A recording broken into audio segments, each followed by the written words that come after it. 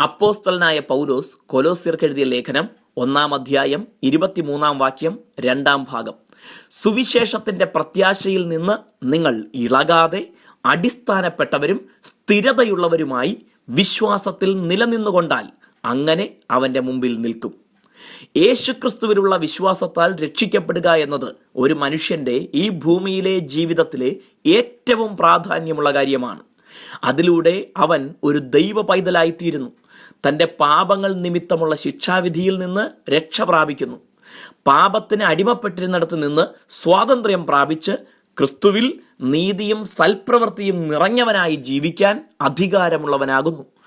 താൻ അറിഞ്ഞതും അനുഭവിക്കുന്നതുമായ രക്ഷയുടെ സന്തോഷത്തിൽ ഓരോ ദിവസവും നിലനിന്ന് വളരുമ്പോൾ അവൻ നിത്യതയ്ക്കായി ഒരുക്കപ്പെട്ടുകൊണ്ടിരിക്കുന്നു.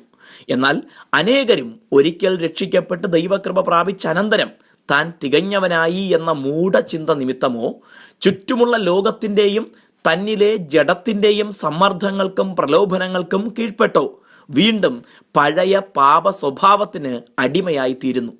ഇങ്ങനെയുള്ളവർ സുവിശേഷത്തിൻ്റെ പ്രത്യാശയിൽ നിലനിൽക്കുന്നില്ല. സ്ഥിരമായി കൂട്ടായ്മയ്ക്ക് പോയതുകൊണ്ടോ ദൈവിക ശുശ്രൂഷകൾ ചെയ്യുന്നത് കൊണ്ടോ ദൈവവേലയ്ക്ക് ചെലവിടുന്നത് കൊണ്ടോ മാത്രം ഒരുവൻ ആത്മീയനാകണമെന്നില്ല. ഇതെല്ലാം നല്ലതും ആവശ്യമായതുമായിരിക്കുമ്പോൾ തന്നെ ദൈവവുമായുള്ള വ്യക്തിബന്ധത്തിലും വിശുദ്ധ ജീവിതത്തിലും നിലനിന്ന് വളരേണ്ടതുണ്ട്. ഓരോ നിമിഷവും ദൈവഹിതം എന്തെന്ന് തിരിച്ചറിയേണ്ടതിന് മനസ്സ് പുതുക്കി രൂപാന്തരപ്പെടണം. തിരിച്ചറിഞ്ഞ ദൈവഹിതം ചെയ്ത് വിശ്വാസത്തിൽ നിലനിൽക്കണം. ആദ്യ വിശ്വാസം മുറുകെ പിടിക്കുകയും ആദ്യ സ്നേഹത്തിൽ കുറവ് വരാതിരിക്കുകയും വേണം.